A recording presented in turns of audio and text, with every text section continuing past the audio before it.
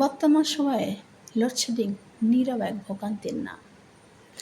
আসসালামু আলাইকুম। আজ আমি কথা বলবো এমন একটি সমস্যা নিয়ে যেটা এখন প্রায় প্রতিটি পাবলিকের দৈনন্দিন কষ্টের কারণ হয়ে দাঁড়িয়েছে, আর সেটা হলো লোডশেডিং। বর্তমান সময়ে আমাদের দেশে লোডশেডিং যেন নিত্যদিনের সঙ্গী হয়ে গেছে।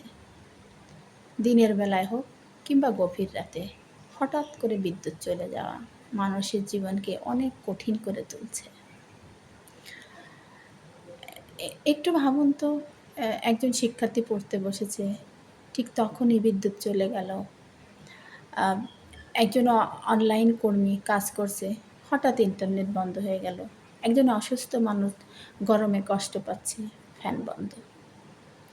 একজন মা রান্নাঘরে কাজ করছেন, অন্ধকারে সব কিছু থেমে গেল। আমাদের লোডশেডিং শুধু বিদ্যুৎ যাওয়া নয়, এটি মানুষের স্বাভাবিক জীবনযাত্রাকে ব্যাহত করে। বিশেষ করে গরমের দিনে শিশু ও বৃদ্ধদের কষ্ট অনেক বেড়ে যায়।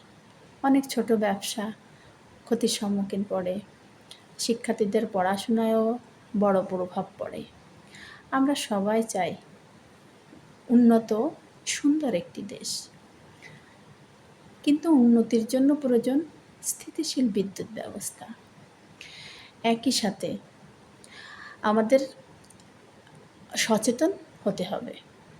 অপ্রয়োজনীয় লাইট, ফ্যান, বৈদ্যুতিক যন্ত্র, ফ্রিজ আরও ইত্যাদি যেগুলো আছে, বৈদ্যুতিক যেগুলো জিনিসপত্র আছে, যেগুলো যে আমরা বিদ্যুতের মাধ্যমে চালিয়ে থাকি, এসব চালিয়ে বিদ্যুতের অপচয় করা ঠিক নয়। কারণ সচেতন ব্যবহারই পারে অনেক সমস্যার সমাধান আনতে। আসুন আমরা সবাই বিদ্যুৎ ব্যবহারে সচেতন হই এবং ধৈর্য ও দায়িত্ববোধ নিয়ে এই সমস্যার সমাধানে সহযোগিতা করি। ধন্যবাদ সবাইকে।